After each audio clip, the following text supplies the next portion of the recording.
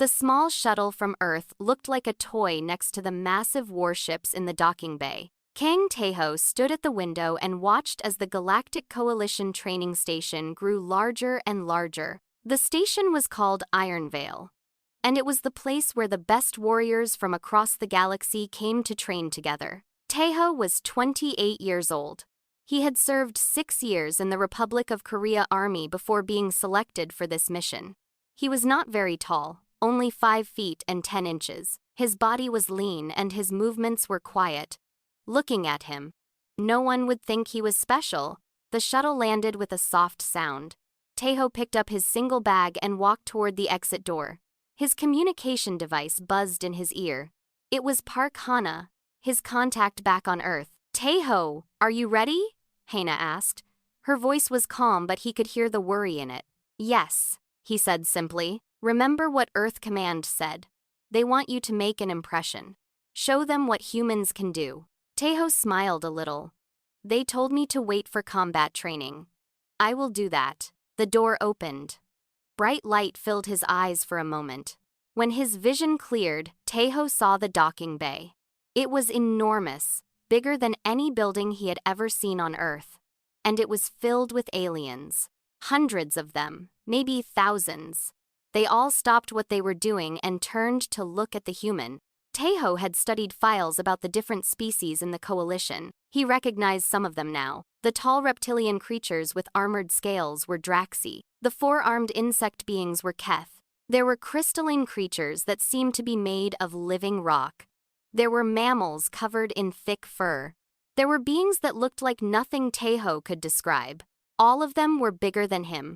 All of them had natural weapons. Claws, fangs, armor, extra limbs.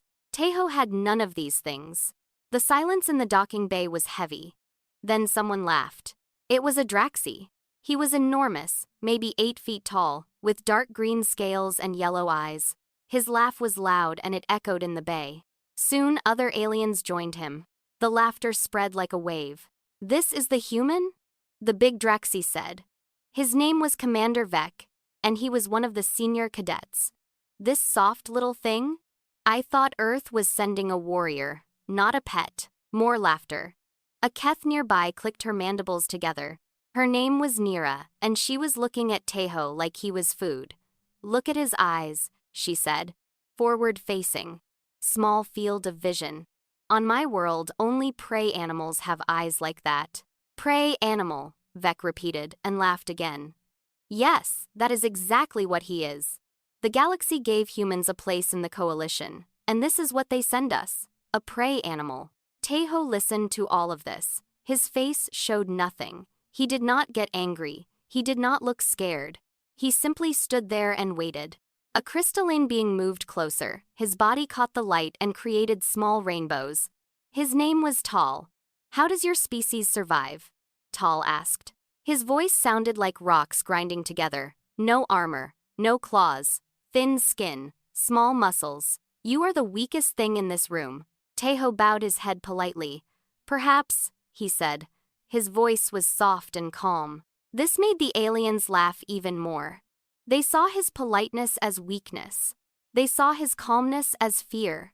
The human was confirming everything they believed about his species. An escort officer came to collect Taeho. As he walked through the docking bay, aliens stepped aside, but not out of respect. They stepped aside because they did not want to touch him. Some of them said things as he passed. Insults. Jokes. Predictions about how long he would last before he got hurt or ran away. Taeho heard every word. He remembered every face. When he reached his quarters, he set down his bag and looked around. The room was small and simple. There was a bed, a desk, and a storage unit. It was enough. His communication device buzzed again. "Taeho, I heard everything," Hana said. Her voice was angry now. "Those arrogant creatures. Do you want me to file a complaint with Coalition Command?" "No. They called you prey. They laughed at humanity." "Yes, they did. And you are just going to accept that?" Taeho sat on the bed. "Hannah, do you know the story of the rabbit and the wolves?" "What?" In old Korean stories, there was a rabbit who lived near a pack of wolves. The wolves laughed at the rabbit. They thought he was weak and stupid. They told everyone that the rabbit was nothing, but the rabbit was patient. He waited for the right moment, and when that moment came, he led all the wolves off a cliff. There was silence on the other end. The wolves did not know what the rabbit could do. Taeho continued. They only saw what he looked like. That was their mistake. Hannah was quiet for a moment. Then she said, "Combat training starts next week. I know. Earth Command will be watching." "I know." "Show them, Taeho. Show them what humans really are." Taeho lay back on his bed and looked at the ceiling. "They said to wait for combat training. I will wait, but they should not have laughed. They should not have called us prey." In another part of the station, an old warrior was watching security recordings of the docking bay. His name was Instructor Rock. He was a mammalian creature covered in gray fur, and his body was covered with scars from 100 battles. He had been a warrior for 60 years. Rock watched the human walk through the crowd of laughing aliens. He watched how the human moved, balanced, careful, aware of everything around him. Rock had seen that walk before. He had seen it in predators who were pretending to be weak. He had seen it in hunters who wanted their prey to come close. The other instructors saw nothing special about the human.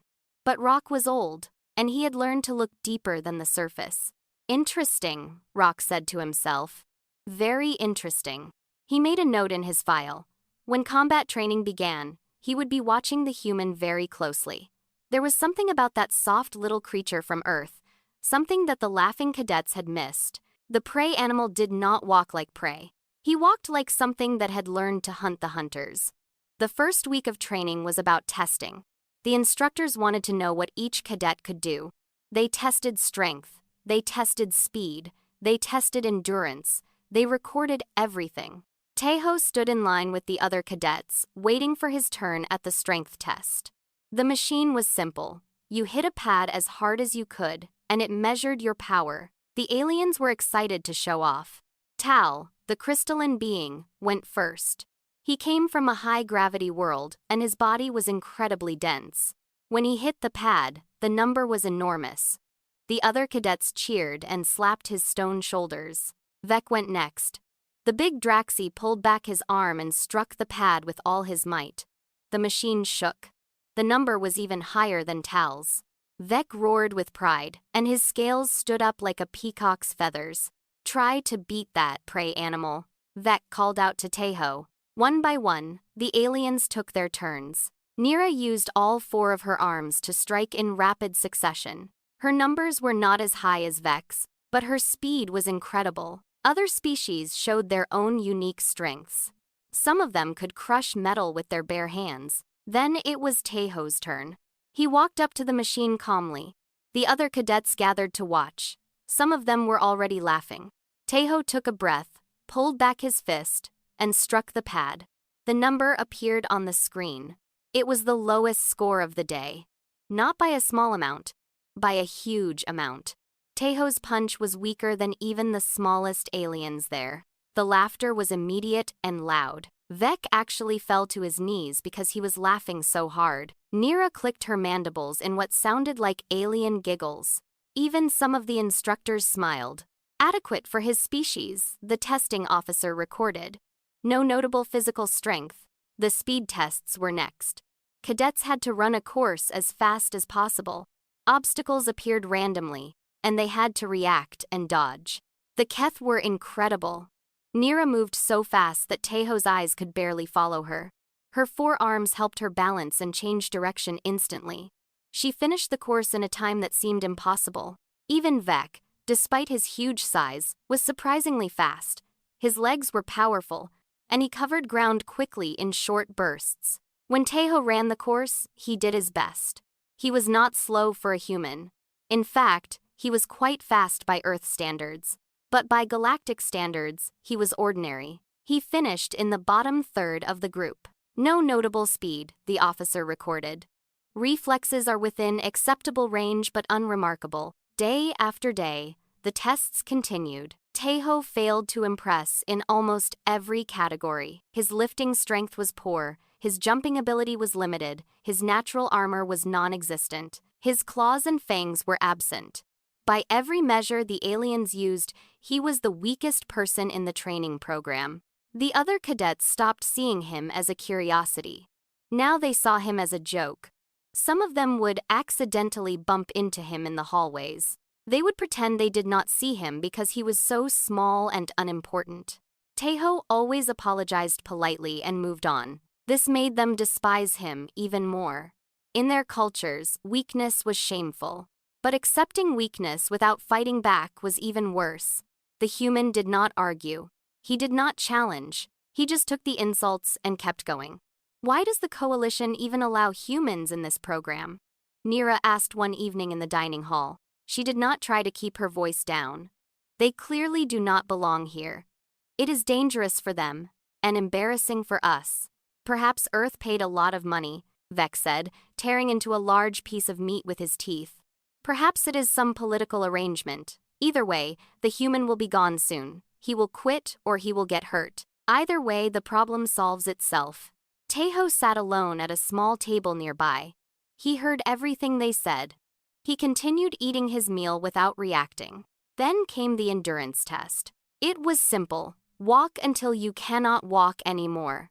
The course was a circular track inside a special room. The temperature changed, the gravity shifted, the conditions got worse and worse over time. Cadets dropped out when they reached their limits. The test began in the morning. After 2 hours, some of the smaller aliens started struggling. The changing gravity was affecting them. One by one, they sat down and gave up. After 4 hours, even some of the stronger cadets were slowing down. The temperature had risen to an uncomfortable level. Sweat and other fluids dripped from alien bodies. Taeho kept walking. His pace had not changed at all. After 6 hours, Nira stopped. Her insect body was not designed for long-term activity. She needed rest. She walked off the track and collapsed onto a bench, breathing hard. Taeho kept walking. After 8 hours, Vec was struggling. His massive body required huge amounts of energy.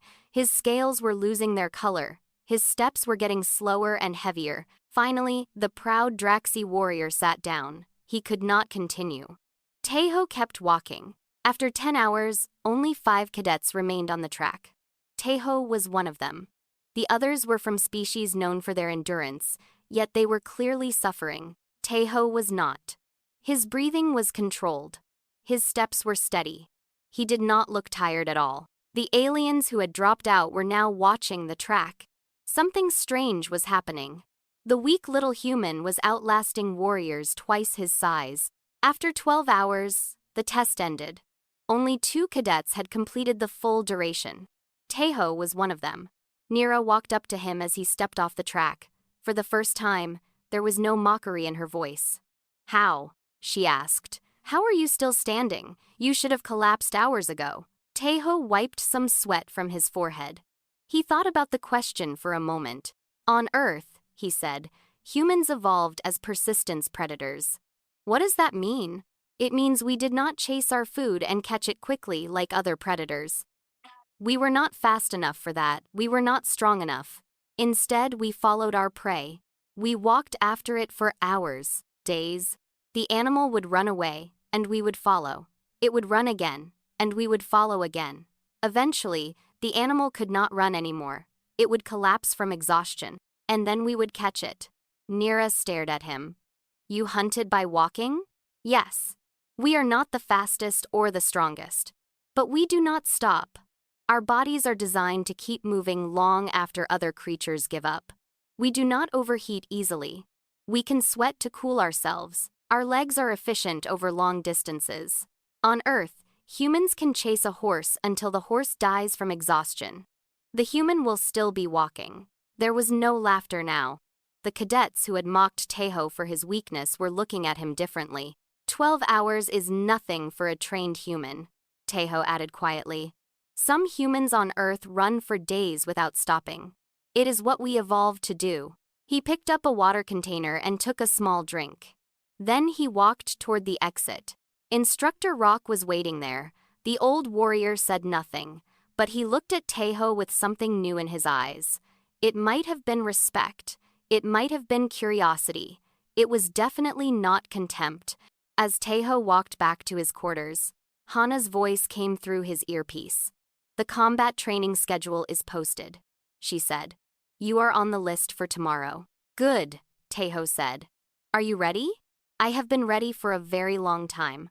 In his room, Taeho sat and closed his eyes.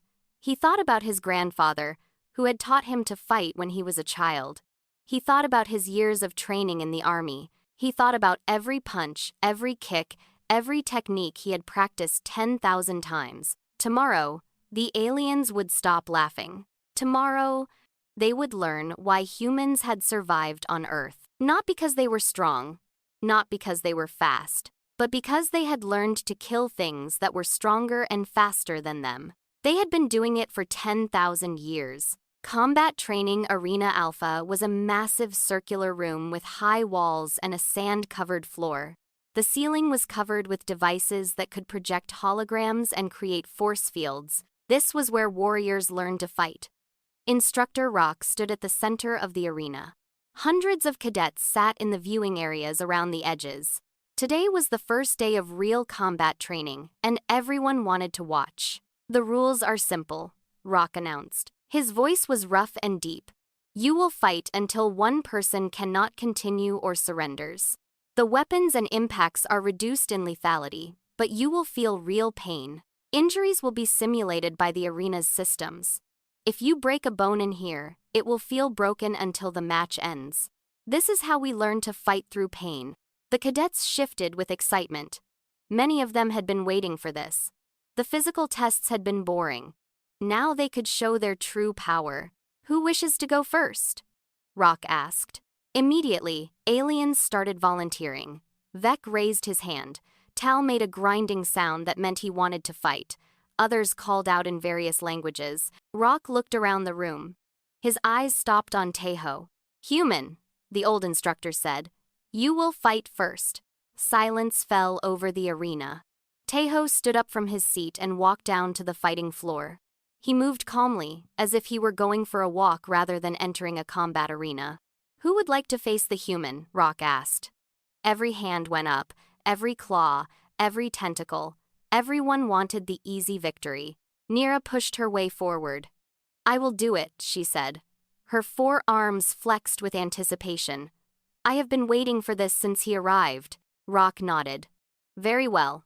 Nira of the Keth Collective against Kang Taeho of Earth. Take your positions." They stood facing each other in the center of the arena. Nira was taller than Taeho, and her 4 arms gave her twice as many ways to attack. Her compound eyes seemed to look in every direction at once. Her species was known for lightning-fast reflexes and brutal fighting styles. Taeho stood with his hands at his sides. His posture was relaxed. He looked like he was waiting for a bus, not preparing for a fight. "Begin," Rock said. Nira exploded forward. Her speed was incredible. One moment she was 3 meters away, the next moment she was right in front of Taeho. Her upper right arm shot toward his face, claws extended. It was a killing blow. But Taeho was not there. He had moved. Not far, just enough. The claw passed by his head so close that it moved his hair. Nira's eyes widened in surprise. She attacked again. All 4 arms moved in a blur of motion, striking from different angles at the same time. Any normal opponent would have been torn apart. Taeho dodged everything. He moved like water flowing around stones. Each attack missed him by the smallest possible distance. He did not block. He did not run away. He simply was not where the attacks landed. The crowd fell silent. This was not possible. Humans were slow. The tests had proven it. How was he avoiding attacks that even Draxi warriors would struggle to dodge? Nira screamed in frustration. She had been fighting for 15 seconds and had not landed a single hit. Her species were hunters. They caught prey in the first strike. Extended combat was not their way. She threw everything she had at the human. A storm of claws and strikes that would have killed most creatures 10 times over. Taeho watched her. That was what he was doing, Nira realized. He was not reacting to her attacks. He was reading them. He knew where she would strike before she struck. He could see the tiny movements in her shoulders and arms that told him what was coming next.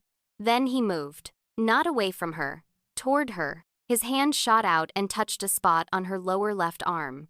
It did not look like a hard strike, but suddenly that arm went numb and fell uselessly to her side. Nira gasped. She swung with her other arms. Teho stepped inside her reach, too close for her to hit effectively. His knee came up into a joint on her leg. There was a crack of simulated bone breaking. Pain exploded through her body. She tried to grab him with her remaining working arms. He caught one wrist, twisted his body, and used her own momentum to throw her to the ground. Before she could get up, he was on top of her. One hand pressed against her throat. The other was positioned over her primary eyes. "Do you surrender?" he asked calmly. Nira could not speak. The fight had lasted less than 1 minute. Rock stepped forward. "The human wins." The arena was completely silent. No one was laughing anymore. Teho released Nira and stood up. He offered her his hand to help her rise. She stared at it for a moment, then took it. Her leg and arm still felt broken from the simulation. "How?" she whispered. "How did you do that?" Teho looked at the crowd of watching aliens. They deserved an explanation. "On Earth," he said, his voice carrying through the quiet arena, "humans could not outrun predators. We could not overpower them. If we tried to fight them with just our strength, we died. So we learned something else." He paused. "We learned to watch, to study, to understand how other creatures moved and attacked. We learned to predict what they would do before they did it. We learned to use their own strength against them." He made a small gesture toward Nira. "Your species attacks in patterns. Upper arms first for distraction, lower arms for the killing blow. Your shoulders move a certain way before each strike. Your weight shifts before you change direction. I learned these patterns by watching you for the past week. When we fought, I did not need to be faster than you. I just needed to know where you would be." Nira's mandibles opened and closed in shock. "We call these techniques martial arts," Teho continued. "Humans have been developing them for 10,000 years. Every generation made them better. We created hundreds of different styles. We refined them, tested them, and passed them down. The art of fighting without strength is our greatest invention." A voice came from the crowd. It was Vec. "A trick," the big Draxi said. He stood up from his seat. "You studied her. You knew her patterns, but you do not know mine. I challenge you, human, right now." The crowd murmured. Vec was one of the strongest cadets in the program. His scales could stop blade weapons. His claws could tear through metal. His tail was a weapon by itself. Fighting him was nothing like fighting Nira. Teho looked at Rock. The old instructor's eyes were unreadable. He simply nodded. "Very well," Teho said. "I accept." Vec jumped down to the arena floor. The ground shook when he landed. He was massive, twice Teho's weight, towering over the small human. "No tricks will save you now, prey animal," Vec growled. "I will crush you." Teho assumed a fighting stance. For the first time since arriving on the station, something changed in his eyes. The politeness disappeared.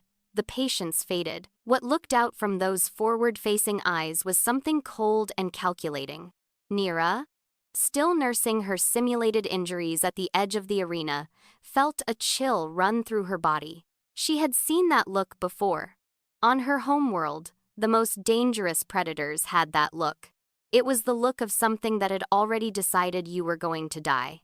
The prey animal was gone. Something else had taken its place. Rock raised his hand, and the arena fell silent. "Begin." Vec charged like a missile made of muscle and scales. 8 feet of Draxi warrior flew across the arena floor. His claws were out. His mouth was open, showing rows of sharp teeth. His tail swung behind him for balance. This was not like Nira's attack. There was no finesse. There was no pattern. There was only overwhelming force coming straight at Teho like a train. The human did not try to dodge sideways. Instead, he moved forward. It was such an unexpected thing to do that Vec almost tripped. No creature moved toward a charging Draxi. It was suicide. His claws alone could cut through starship armor. Teho ducked under the first swing. He did not move far, just dropped his body low for half a second. Vex's arm passed over his head. The human's hand shot out and pressed against a spot under the Draxie's arm. Vex felt pain. Unexpected, sharp pain. Something in that spot did not like being hit. He spun around, tail whipping toward Tejo's legs. The human jumped. Not high, but perfectly timed. The tail passed beneath him. As he landed, his foot came down on the end of Vex's tail. The Draxie howled. The tail was sensitive, and the human had found the exact spot where the nerves were close to the surface. "Stand still," Vex roared. He swung both arms in a wide arc, trying to catch the human no matter which direction he moved. But Tejo did not move away. He moved closer, so close that Vex's arms passed behind him. The human was inside his reach now, and at this distance, the Draxie's size was a disadvantage. Tejo's elbow struck Vex's throat. The arena went silent. Even with reduced lethality, that blow had clearly hurt. Vex staggered backward, gasping for air. His throat felt like it was on fire. "Your scales protect most of your body," Tejo said calmly, "but your throat is soft. Your joints are vulnerable. The inside of your elbows, the backs of your knees, the base of your tail. You have armor, but you have gaps in that armor. I am looking for the gaps." Vex responded with fury. He stopped trying to claw and started trying to grab. If he could get his hands on the human, he could crush him. No amount of tricks could save someone from being torn apart. His arms closed around empty air. Tejo had slipped behind him. 2 strikes hit the back of Vex's knee. The leg buckled. Vex fell to one knee, and suddenly the human was at eye level with him. For one moment, they looked at each other. Vex saw something that made his blood run cold. The human's eyes were not afraid. They were not excited. They were completely calm, like someone checking items off a list. This creature was not fighting for survival. He was not fighting for pride. He was simply working through a problem with cold, perfect efficiency. This was what human soldiers looked like, Vex realized. This was what they had evolved to become. Not the strongest, not the fastest, but something worse. Calculating, patient, merciless. Tejo moved. A strike to a nerve cluster on Vex's neck. A kick to the inner joint of his other knee.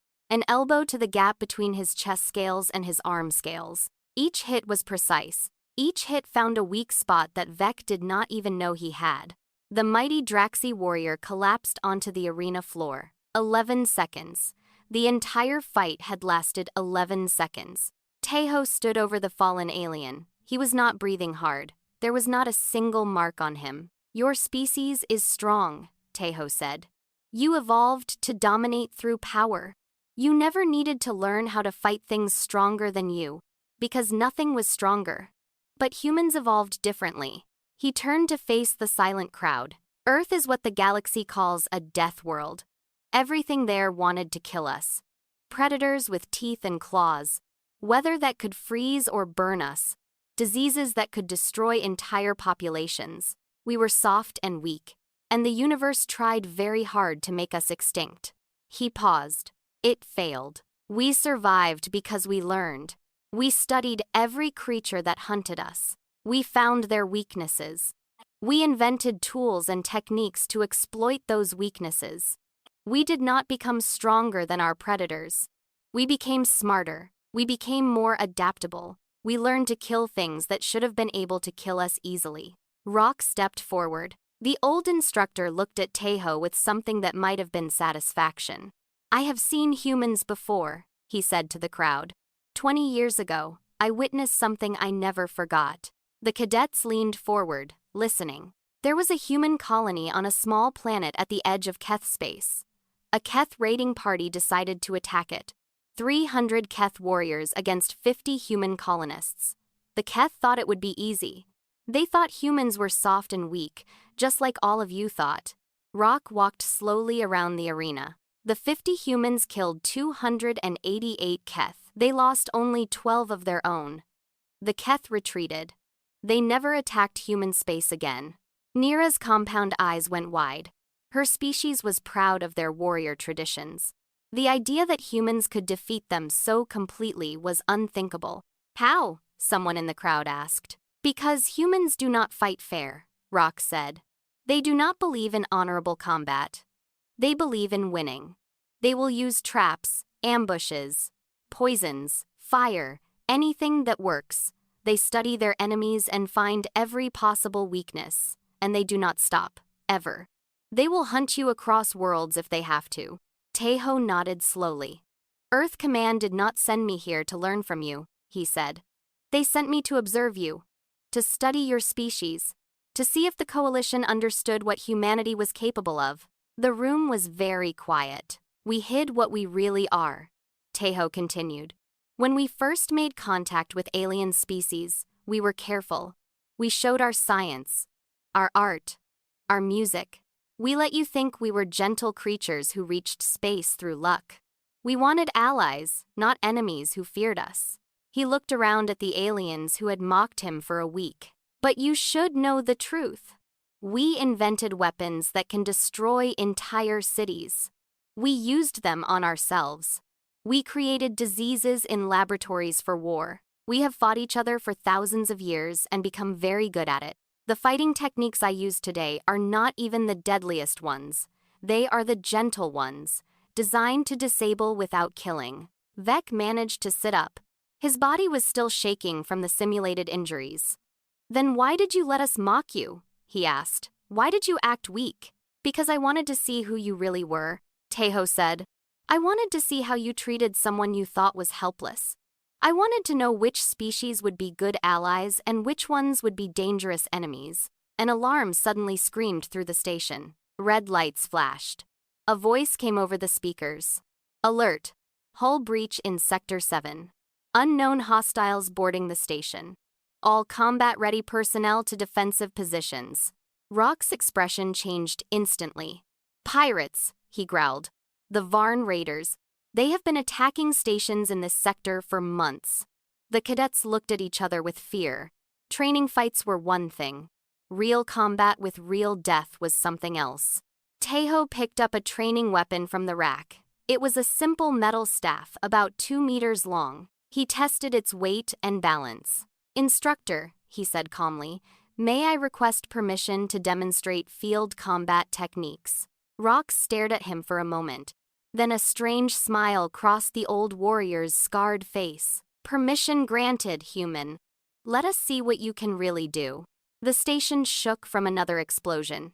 Emergency lights cast red shadows on the walls.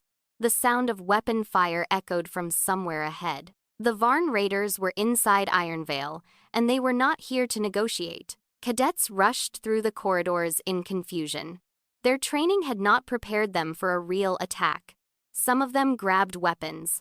Others looked for places to hide. The proud warriors who had boasted about their strength were now running in panic. Tejo moved calmly through the chaos. His metal staff rested on his shoulder.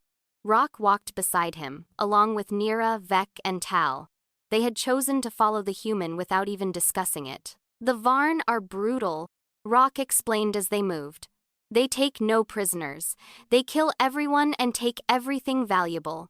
There are usually 30 to 50 raiders in a standard attack group. How do they fight? Tejo asked. Brute force. They wear heavy armor and carry plasma weapons. They are not sophisticated, but they are effective. Most stations cannot stop them. They turned a corner and found a group of cadets huddled behind some crates. The young aliens were terrified. One of them, a small mammalian creature, was crying.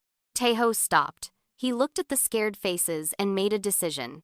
Listen to me, he said. His voice was not loud, but something in it made everyone pay attention.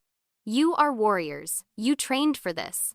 The enemy is coming, and they expect you to be afraid. They expect you to run and hide and die. He pointed down the corridor with his staff. Prove them wrong. Form a line here. Larger species in front, ranged weapons behind. When they come, do not fight alone. Work together. Watch each other. Cover each other. The cadets stared at him. This was a human giving them orders. A week ago, they would have laughed. No one was laughing now. Slowly, they started to move. Vec stepped to the front of the line, his scales flexing with new determination. Nira positioned herself where she could strike from the side. Tal's crystal body began to glow with stored energy. "Hold this position," Teho said. "Do not advance, do not retreat. I will draw them to you." Before anyone could ask what he meant, the human was gone. He moved down the corridor so fast and so quietly that he seemed to disappear. Rock watched him go. "I have seen many warriors in my life," the old instructor murmured. "I have never seen anything like that." Teho found the raiders 2 corridors away. There were 10 of them, massive creatures in black armor. They carried weapons that could burn through metal. They were moving systematically through the station, killing everyone they found. They did not see the human in the shadows. Teho watched them for a few seconds. He studied how they moved, how they held their weapons, how they communicated with each other. He identified the leader, the ones who were nervous, the ones who were overconfident. Then he moved. The first raider died before he could scream. Teho's staff struck the gap between the helmet and chest armor, crushing the windpipe. The body fell, and the human was already moving to the next target. The second raider turned at the sound. He saw a shadow coming toward him. He tried to raise his weapon. Something hit his arm, and the weapon fell. Something else hit his throat. He went down. Now the others knew they were under attack. They started firing their plasma weapons in all directions, screaming orders at each other. The corridor filled with deadly light. Teho was not where they were shooting. He moved through them like a ghost. His staff was a blur of motion, finding every weak spot in their armor. A strike to the knee, a jab to the exposed neck, a blow to the weapon hand. He did not waste a single movement. Every action had a purpose. The raiders had never faced anything like this. They were used to terrified victims who ran or surrendered. This small, soft creature was hunting them, and they had no idea how to stop it. In less than 30 seconds, 8 raiders were down. The remaining 2 tried to run. They ran straight into the line of cadets. Vec crushed one with a single blow of his massive arm. Nira's 4 hands caught the other and slammed him into the wall. The attack was over. Teho walked out of the smoke-filled corridor. His staff was covered in alien blood. His breathing was slightly faster than normal. There was a small cut on his forearm where a blade had come close. That was his only injury. The cadets stared at him. Vec looked at the 8 dead raiders behind the human, then back at Teho. The Draxi's mind could not quite process what he had seen. "You killed 8 of them," Vec said slowly. "By yourself, in seconds." Teho looked at the cut on his arm. He pulled out a small bandage from his pocket and wrapped it himself. "They were not expecting resistance," he said casually. "They thought they were hunting prey. They did not realize they were the prey." "How do you feel?" Nira asked. Teho considered the question. "A little hungry," he said. "Fighting always makes me hungry. Is there food in the dining hall?" The aliens did not know how to respond to this. Rock started laughing. It was a rough, barking sound, but it was genuine laughter. "You kill 8 raiders, and then you think about lunch. Humans are truly insane." "We prefer the term practical," Teho said with a small smile. The rest of the attack was handled quickly. Once the cadets understood that the raiders could be beaten, they fought with new confidence. Teho moved from group to group, organizing defenses and leading counterattacks. Within an hour, the remaining raiders were dead or captured. 17 enemies fell to Teho alone. When it was over, the cadets gathered in the damaged training arena. The walls were scorched from plasma fire. Bodies were being removed. But the station had survived. Vec approached Teho. The big Draxi moved slowly, and when he reached the human, he did something no one expected. He bowed. "I understand now," Vec said. "I understand why your species reached the stars without natural weapons. You did not need them." He rose and looked Teho in the eyes. "You are the weapon. Your entire species. Every one of you is a weapon." Teho nodded slowly. "We do not want to be your enemies, Vec. That is why we hid what we are. Humanity wants friends and allies. We want to share the galaxy in peace." He looked around at the assembled aliens. Nira, Tal, Rock, All the cadets who had watched him fight, all the ones who had laughed at him in the docking bay. But make no mistake, Tejo continued, we remember. Humans always remember. We remember who helped us when we needed help. We remember who stood beside us in battle. His eyes moved across the crowd. And we remember who mocked us, who laughed at us, who called us prey. The silence was heavy. We forgive, but we do not forget. And if anyone threatens humanity or our allies, they will learn what Earth's prey animals can really do. He turned and walked toward the exit. Hana's voice came through his earpiece. Tejo, Earth Command received your report. They are very satisfied. The Coalition will think differently about humans now. Good. Did you make any friends up there? Tejo paused at the doorway. He looked back at the arena. Rock was watching him with something like pride. Vec was still standing where he had bowed. Nira was helping wounded cadets with her 4 arms. Maybe a few, Tejo said. A communication signal came through the station's speakers. It was from Earth. Attention Iron Veil Station. This is Earth Command. In light of recent events, we are sending additional human representatives to the Coalition training program. 10 more will arrive within the week. The aliens exchanged looks. 10 more humans. 10 more creatures that could kill raiders with their bare hands. 10 more predators pretending to be prey. Tejo smiled. It was a small, quiet smile. The galaxy's education was just beginning. And somewhere in the back of the arena, old Instructor Rock was already planning. He had seen something special in the human, and he wanted to learn more. Perhaps, he thought, it was time for the galaxy to stop thinking of humans as soft little creatures. Perhaps it was time to start thinking of them as teachers. After all, 10,000 years of learning to kill was a lot of knowledge. And humans, Rock was discovering, were very good at sharing.